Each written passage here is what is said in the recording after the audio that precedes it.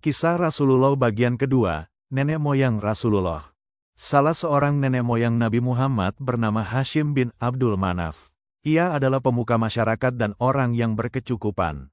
Masyarakat Mekah mematuhi dan menghormatinya. Wahai penduduk Mekah, aku membagi perjalanan kalian menurut musim. Jika musim dingin tiba, pergilah berdagang ke Yaman yang hangat. Jika musim panas, giliran kalian pergi ke Syam yang sejuk. Demikian keputusan Hashim. Hashim tambah disayangi penduduk Mekah karena pada suatu musim kemarau yang mencekam, ia pernah membawa persediaan makanan dari tempat yang jauh. Padahal, saat itu makanan amat sulit didapat. Terima kasih, wahai Hashim. Engkau menolong kami dengan pemberian makanan ini, seru penduduk Mekah.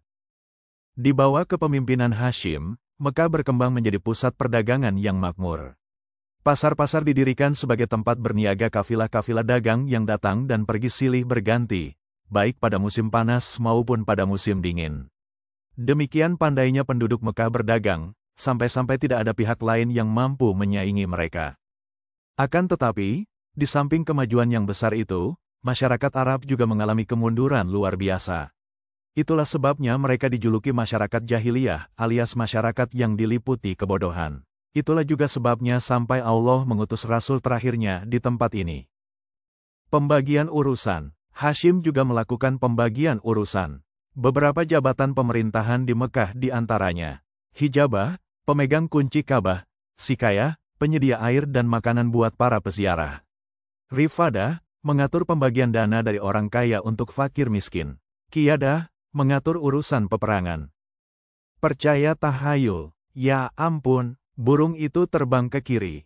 Aku pasti akan tertimpa sial, umpat seseorang. Orang itu kebetulan melihat seekor burung yang terbang di atas kepalanya berbelok ke arah kiri. Sepanjang hari itu, dia jadi murung karena yakin bahwa dia bernasib sial walaupun belum tahu kesialan macam apa yang akan menimpanya. Orang-orang Arab pada masa jahiliyah amat percaya pada tahayul. Contohnya, mereka percaya jika burung yang mereka lihat terbang ke kiri, nasib sial akan menimpa mereka. Sebaliknya jika burung kebetulan terbang ke kanan, nasib baik akan datang. Kepercayaan semacam ini disebut at-tatayur. Selain itu, mereka percaya bahwa jika seseorang mati, rohnya akan menjadi burung. Mereka juga percaya bahwa di dalam perut manusia ada ular. Ular inilah yang menggigit di dalam perut sehingga orang merasa lapar. Lihat cincin tembagaku ini, kata seorang kepada temannya dengan bangga, cincin ini adalah pemberian seorang dukun kepadaku. Tidak sia-sia aku memberinya uang banyak agar membuatkan cincin ini.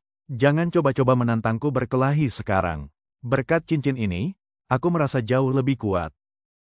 Masih banyak kebodohan serupa yang mereka perlihatkan. Mereka juga amat taat menyembah berhala-berhala berbentuk patung. Jika mereka meminta pertolongan kepada berhala, tidak segan-segan mereka mengorbankan binatang ternak dan mengoleskan darahnya di tubuh berhala. Bahkan mereka terkadang sampai hati mengorbankan anak-anaknya sendiri demi mengharap keridaan berhala. Selain melakukan kebodohan-kebodohan itu, mereka masih melakukan banyak sekali hal-hal yang merusak. Awal mula penyembahan berhala. Awal mula penyembahan berhala di Mekah, ketika seorang bernama Amr bin Luhai membawa berhala besar bernama Hubal yang dibelinya dari daerah Syam. Di Mekah, berhala Hubal ditaruh di Ka'bah dan disuruhnya orang-orang datang menyembahnya. Menjelang menaklukkan Mekah oleh Nabi Muhammad SAW, Ka'bah dipenuhi oleh 360 berhala yang terbuat dari batu, kayu, perak, bahkan emas.